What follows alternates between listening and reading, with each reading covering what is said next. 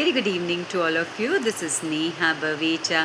आज बात करेंगे एक ऐसी चीज़ के बारे में which is a very important part of Indian diet and lot of people like me have a sort of emotional connect with that. That's nothing but a Indian chai.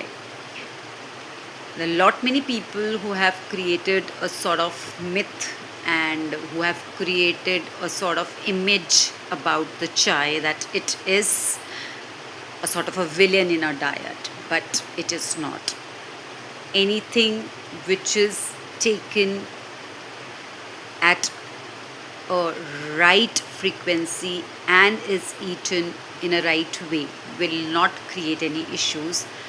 कुछ चीज़ें जो डेफिनेटली हमें पॉइंट्स को ध्यान में रखना चाहिए while having अवर चाय, अवर इंडियन चाय, जहाँ हमारे इमोशंस, हमारी लाइफ कनेक्ट हैं और हमारा डिपेंडेंसी बहुत ज़्यादा है। सो ऐसे कौन कौन से पॉइंट हैं जो हमें ध्यान में रखने हैं जिससे हम अपनी चाय को इन्जॉय भी कर सकते हैं और उसका कुछ नेगेटिव इम्पैक्ट भी नहीं होगा इन और डेली रूटीन। सबसे पहली बात, chai should never be the first thing to be taken in the morning. In the morning you definitely need to hydrate yourself. तो आप किसी भी तरीके से नॉर्मल पानी के फॉर्म में कोई डिटॉक्स वाटर लेते हैं, वार्म वाटर लेते हैं, किसी भी तरीके से पानी को सुबह में कंज्यूम करना प्रायर टू योर चाय इज़ इम्पॉर्टेंट। उसके साथ आप किसी भी तरह के सोक नट्स या कुछ भी रोस्टेड फॉर्म में नट्स को आप डेफिनेटली इंक्लूड कर सकते हैं इन द मॉर्निंग। चाय को हमें मील्स के साथ बिल्कुल नहीं लेना है। Whether it's your breakfast, lunch or your dinner, you should always make sure that there's a gap of at least 30 minutes between your tea and your main meal. So या तो आप 30 minutes before meal ले सकते हैं या 30 minutes post meal आप ले सकते हैं।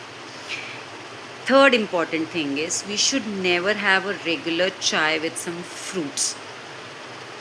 Okay? सो अगर हम फ्रूट्स भी कंज्यूम कर रहे हैं तो उसमें भी हमें एटलीस्ट 30 मिनट्स का गैप रहना चाहिए बिटवीन और tea and any fruit you are consuming. Number 4 important thing is we should try and maintain the frequency to not more than twice a day.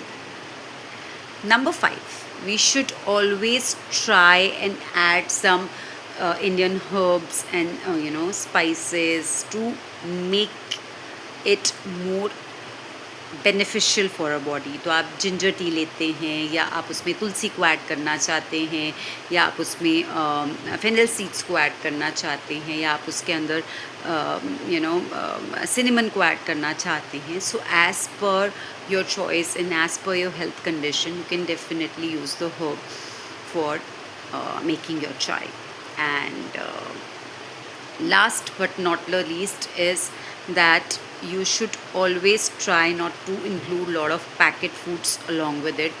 So किसी भी तरीके से आप कोई रोस्टेड स्नैक के फॉर्म में अपनी डाइट में इनकॉर्पोरेट कर सकते हैं। May be some makhana, some roasted चना, सम पफ्ड राइस, जितने भी रोस्टेड मिलेट्स, जो भी आपको रोस्टेड स्नैक्स अवेलेबल रहते हैं उनको आप उसके साथ डेफिनेटली या फिर सोक नट्स को इनकॉर्पोरेट कर सकते हैं।